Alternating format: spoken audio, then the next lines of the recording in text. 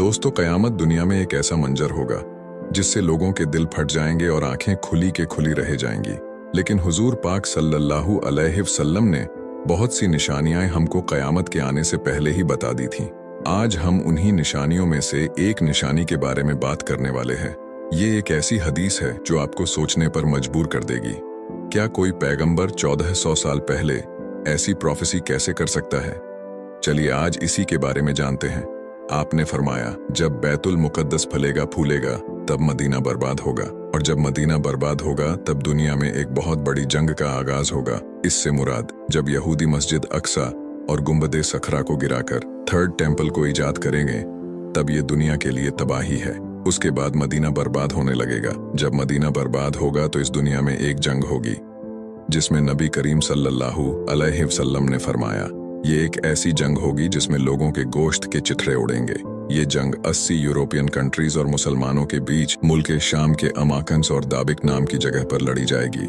Syria में आज भी ये जगह मौजूद है जो सिर्फ दूर दूर तक एक खाली मैदान है। इस जंग को एक गहराई के साथ समझते हैं। आज नेतो में जो मुल्क शामिल हैं उनकी संख्या तकरीबन 32 है। ऐसा माना जाता है कि यही संख्या तकरीबन आगे चलकर 80 हो जाएगी।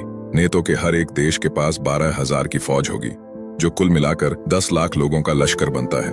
ये दुनिया का आज तक का सबसे बड़ा लश्कर होगा। जब ये लश्कर यूरोप से चलेगा तो ये सबसे पहले इस्तांबुल यानी कुस्तुनतुनिया में एंटर होगा, जिसको ये फतह कर लेंगे। उसके बाद ये लश्कर मुल्क शाम के अल-अमाक और दाबिक नाम की जगह पर जाकर मुसलमानों को चैलेंज करेगा। जब मुसलमानों को इस बात की खबर होगी तो सबसे पहले मदीना से एक लश्कर इनसे जंग करने के लिए निकलेगा।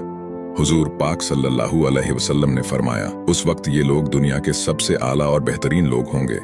अब यहाँ पर सवाल ये बनता है कि नबी पाक सल्लल्लाहु अलैहि वसल्लम ने इनको दुनिया का सबसे आला और बेहतरीन लश्कर क्यों कहा है? चलिए इसको जानते हैं। सऊदी अरब में उस वक्त कोई बादशाह ना होगा।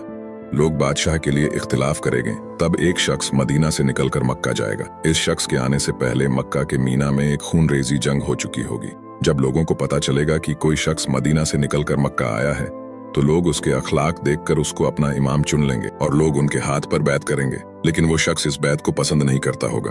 उसके बाद अरब की सारी हुकूमत हजरत इमाम महदी के हाथों में होगी। अबू सुफियान का एक लश्कर हजरत इमाम महदी को मारने की नीयत से आएगा, जिसको अल्लाह ताला बीच रास्ते में ही जमीन में धंसा देगा। जब हजरत इमाम महदी अरब से निकलेंगे तो उसके साथ एक फौज होगी जिसमें सबसे बेहतरीन और आला दर्जे के इंसान होंगे। हजरत इमाम महदी की खबर सुनकर खुराशान से फौजें चलेंगी जिनके पास सिया झंडे होंगे, और वो फौज हजरत इमाम महदी के लश्कर में जाकर मिल जाएगा। उसके बाद मुसलमान फौज के 3 हिस्से होंगे।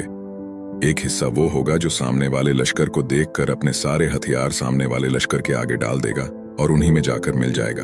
आपने फरमाया, ये दुनिया के अब तक के सबसे बदतरीन लोग होंगे। उसके बाद मुसलमान फौज का एक लश्कर शहीद हो जाएगा। आपने फरमाया, ये दुनिया में अब तक के सबसे बेहतरीन शहीद होंगे। अब मुसलमान फौज का सिर्फ एक लश्कर बाकी होगा जिनको अल्लाह ताला फतेह देगा। उसके बाद ये लश्कर दोबारा से कुस्तुनतुनिया को फतह करेगा। जब ये लश्कर कुस्तुनतुनिया को फतह कर चुका होगा तब शैतान आवाज लगाएगा, तुम यहाँ जंग कर रहे हो, उधर दज्जाल तुम्हारे घरों में दाखिल हो चुका है। लेकिन ये बात उस वक्त झूठी होगी। उसके बाद ये लश्कर वापस अपने जगह पर लौट रहा होगा तो मुल्क शाम में दज्जाल सचमुच इनका रास्ता घेर लेगा और अब एंट्री होगी हजरत ईसा इब्ने मरियम की।